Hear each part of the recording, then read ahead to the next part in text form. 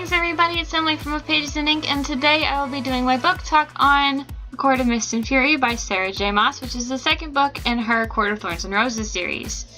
This book I gave 5 out of 5 stars because it was incredible and I really enjoyed it, and it got to the point where while I was at work or when I wasn't reading, I really wanted to read so bad because I needed to know what was going to happen and like all the cause and effect that goes on, and it's just a really great book and I really love this series. I believe I gave A Court of Thorns and Roses a 4 out of 5 stars because I just felt like there was something missing to it. And if you felt the same way and you're not sure that you want to read A Court of Mist and Fury, I'm going to tell you right now, you should. Because it's so much better than A Court of Thorns and Roses, and it's just awesome. And I will explain why.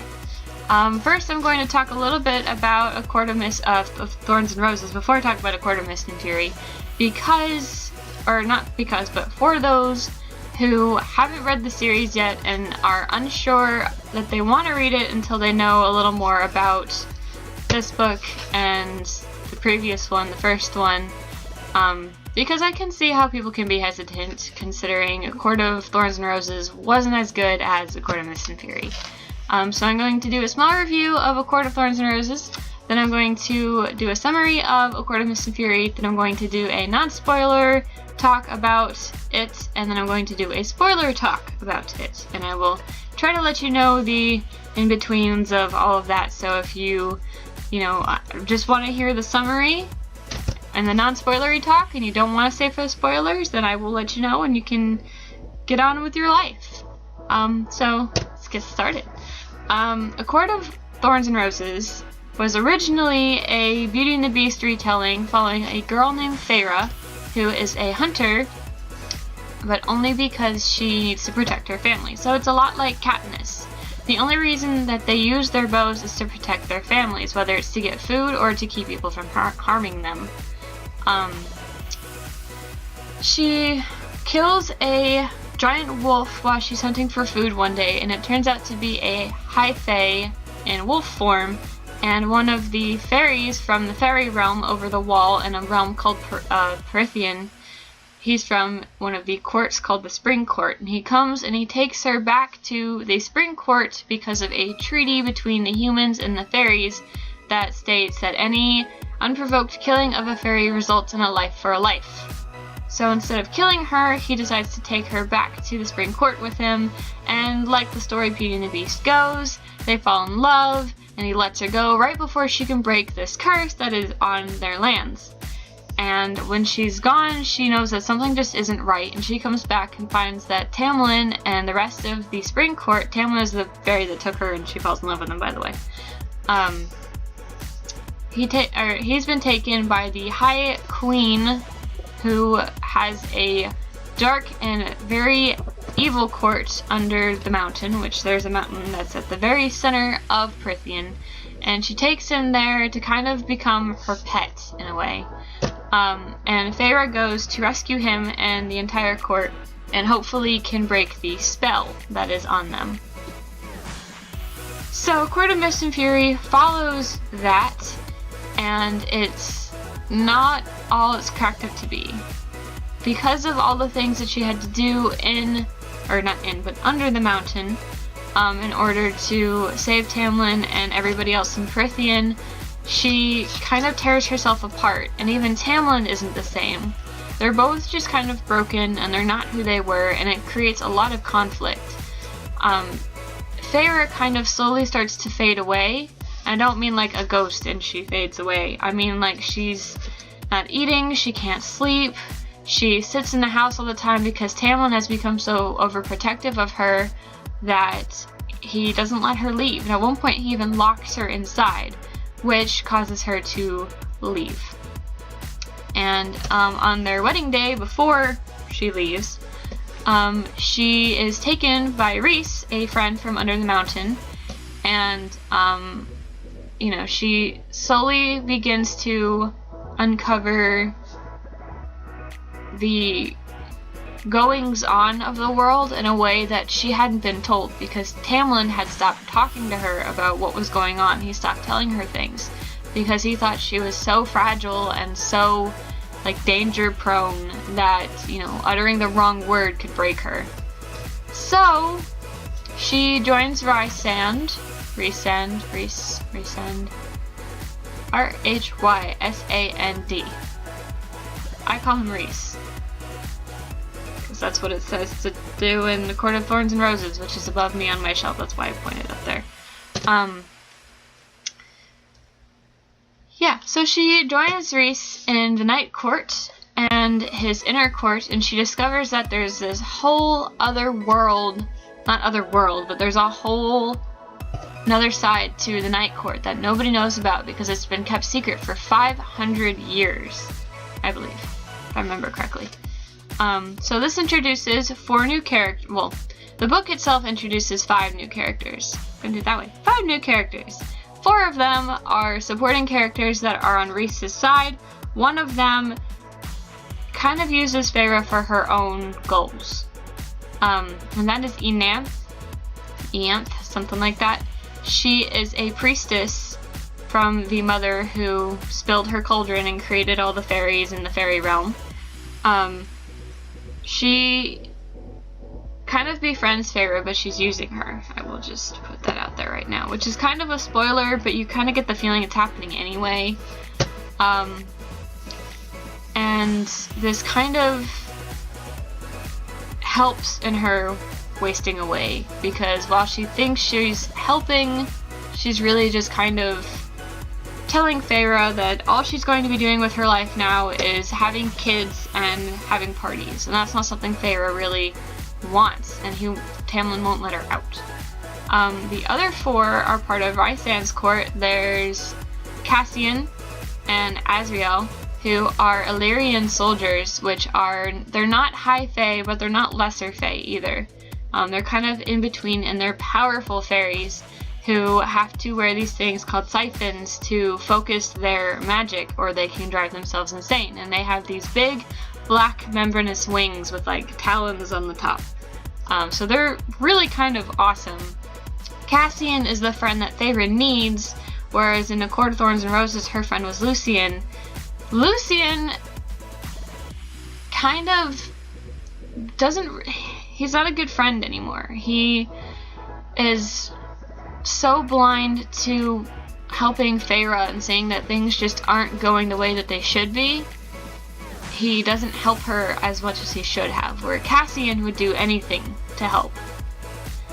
And Azriel is a shadow singer. He can communicate with shadows, and he's kind of their spy master. He uses his shadows to spy on their enemies.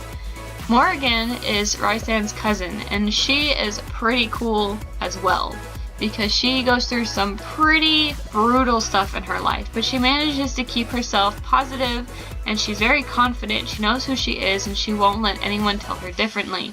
And that is a friend that Feyre needs, not Eanth, who is trying to make her look all pretty and, you know, helping her write invitations to parties and telling her how there's just I have a lot of problems with what they do to Feyre, but I will talk about that in my spoilery part.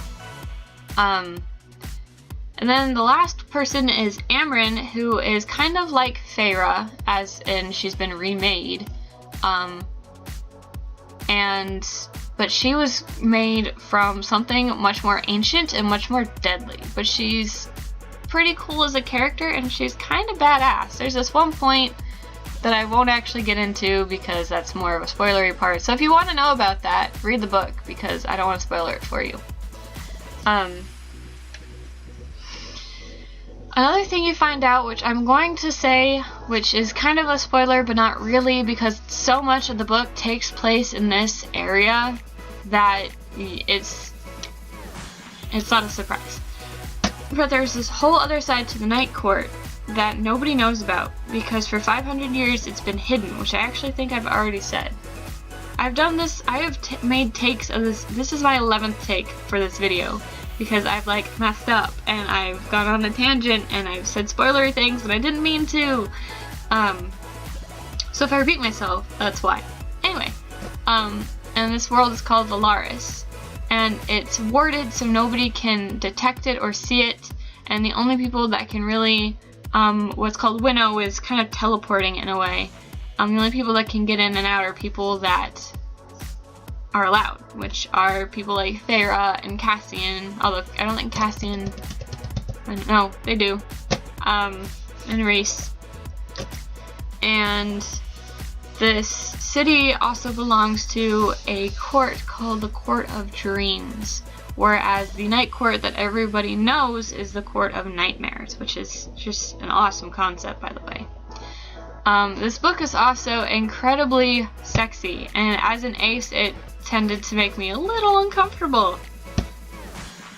But I did see a thing on Tumblr where people were saying that, you know, a lot of books feature a lot of violence, but when it gets into more sexual things, they kind of block it out, and they're like, you're allowing teenagers to see violence, but you're not allowing them to see love.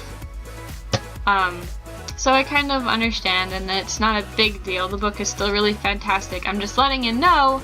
So if that kind of stuff bothers you, whether you're ace or, you know, any of that persuasion, just a warning. Alright, so that's going to be all I can really talk about with the non-spoilery things.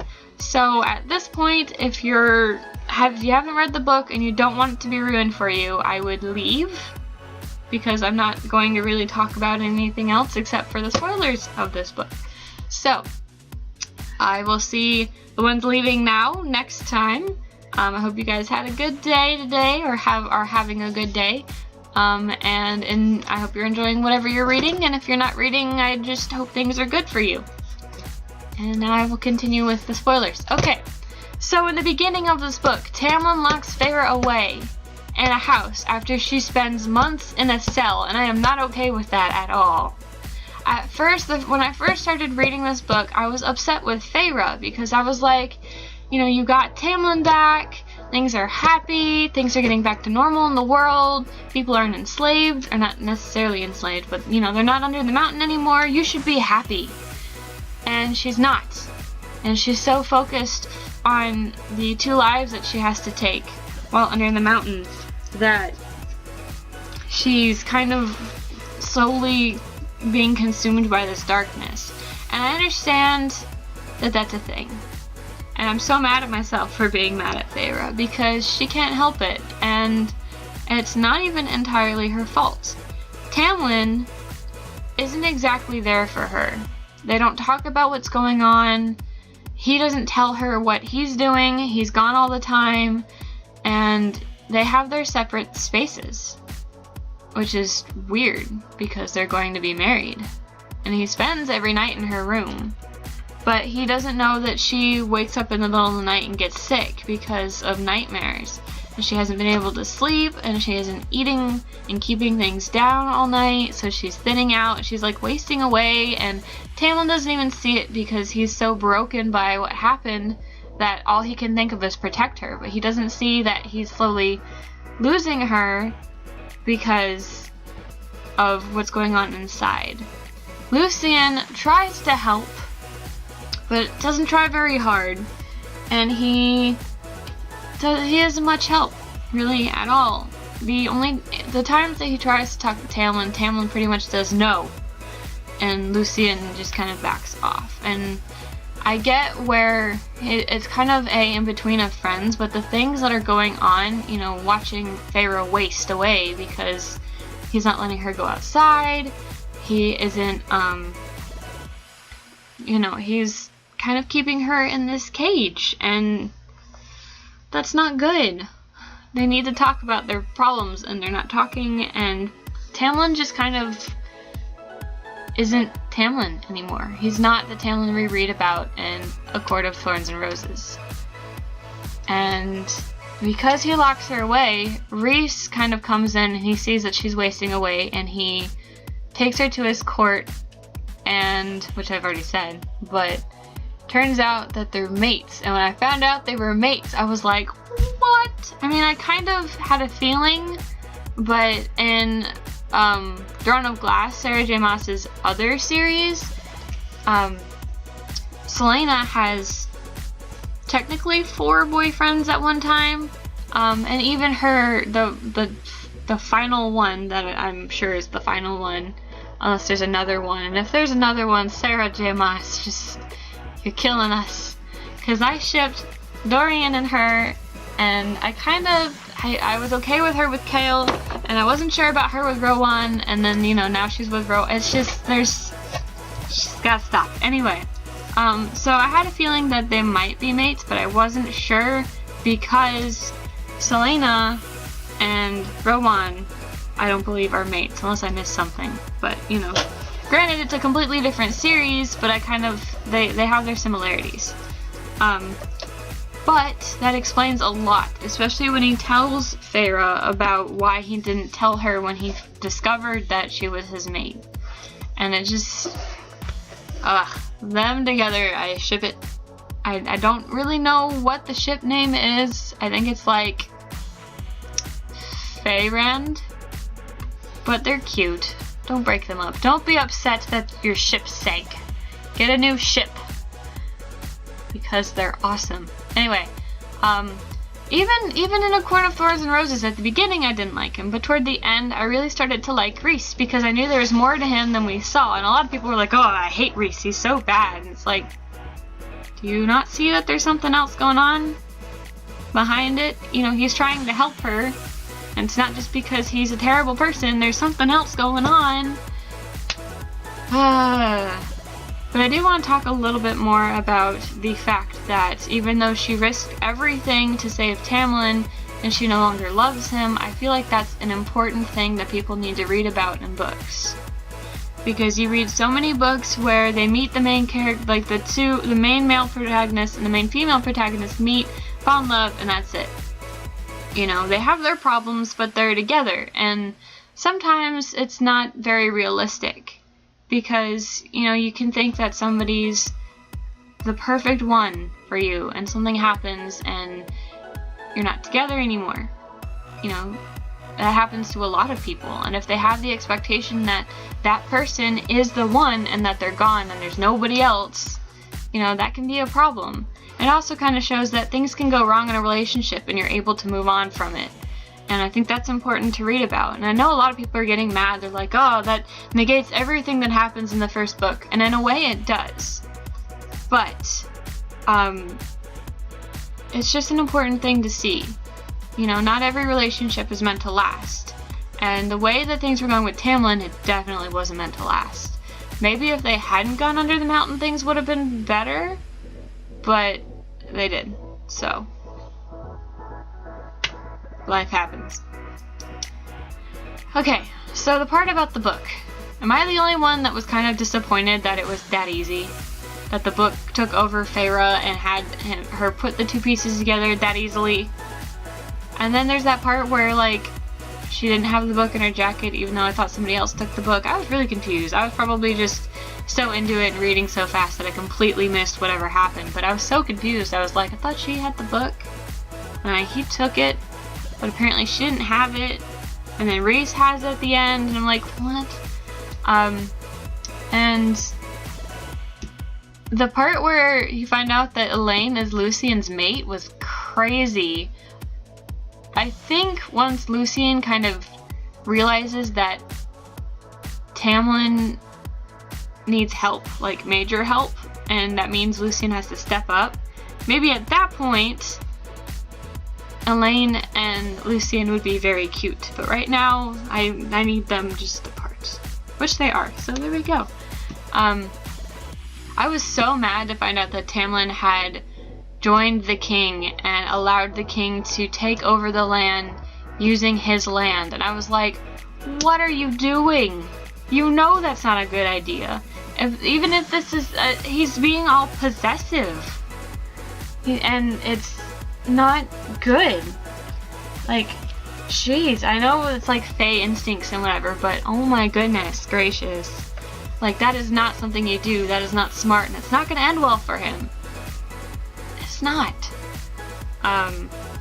Man, the ending broke my heart, though, because it reminded me a lot of the end of The Darkest Minds, which I'm not going to delve into too much in case nobody's read it and wants to read it. But jeez. Yeah. Okay, So this video was about 20 minutes long, and it still had my rambling, but I think it was a little more organized. Let me know what you guys think. But that is the end of my book talk for Court of Thorns and Roses, for Court of Mist and Fury.